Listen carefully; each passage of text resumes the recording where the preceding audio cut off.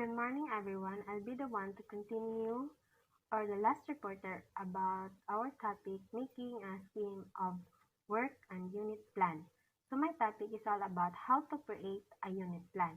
So first, break down the standards. So the idea here is to pinpoint what students should be able to do at the end of the unit. Example this is the objectives.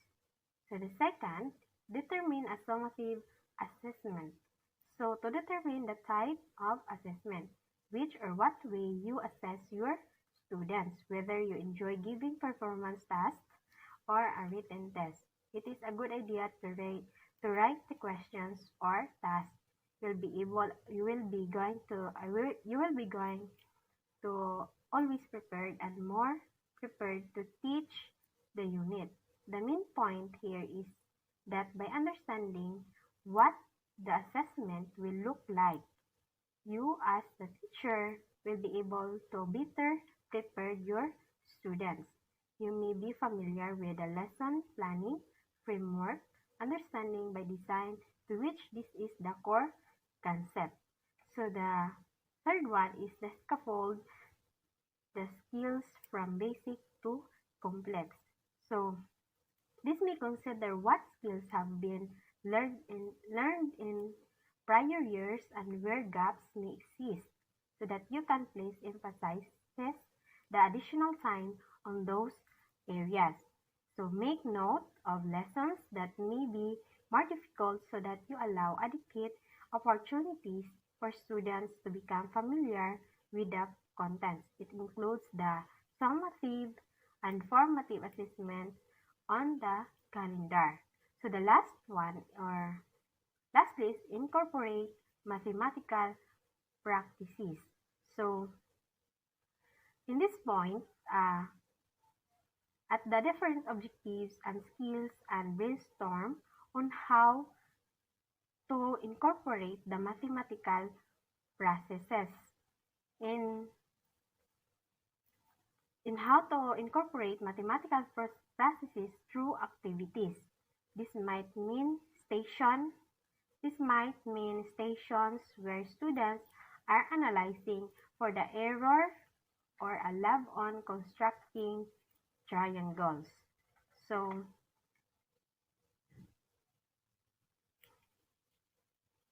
many teachers shoot for the one flex day per month. This helps when unexpected assembly occurs and the schedule is thrown off, or when a concept is really struggle and you need more time. It allows you to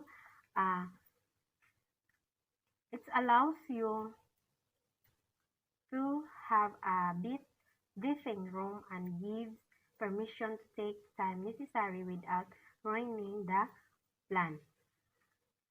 So next is, what are the benefits of creating unit plan? So first, content gets adequate time upfront. So ensure the content of unit plan has enough time until it finished. Next, give direction for planning time. So give a direction to plan your time or to be prepared. Next is the prevent standards from being left off or forgotten.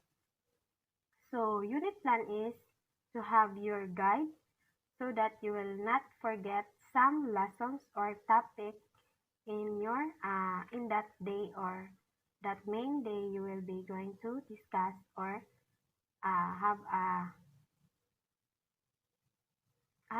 having a activity. So next is plan for aspiring in content. To have plan cycle or your content in unit plan. To have your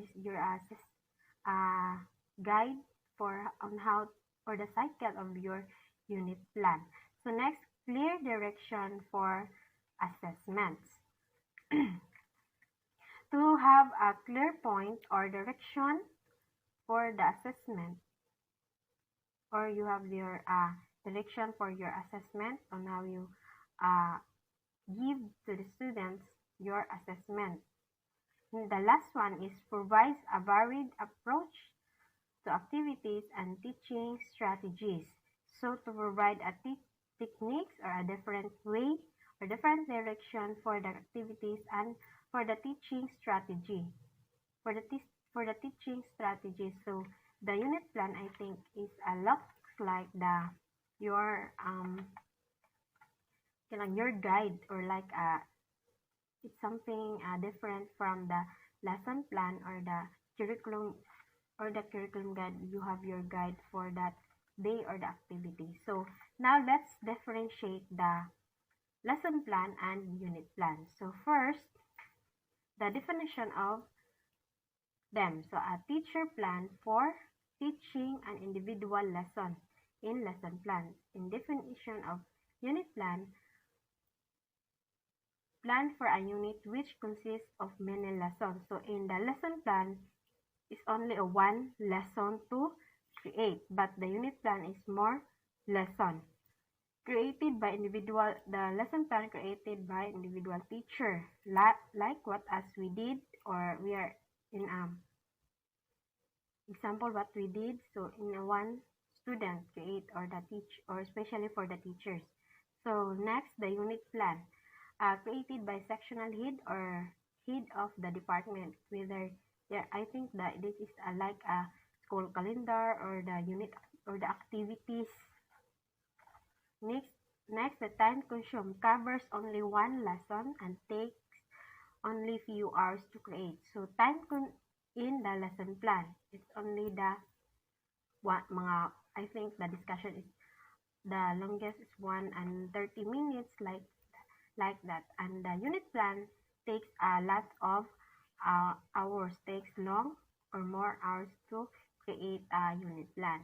Next, aim and objective of the lesson plan can include personal aim for teachers' development and also the students. So they have an aim that for their lesson plan aim, the student must learn about their topic, and the unit plan objective can be used for curriculum review. I think it's the guide post of every students and the teachers.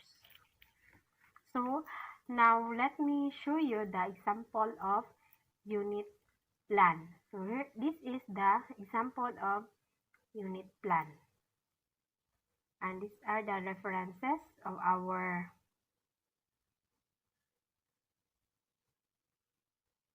topic. And that's all. Thank you.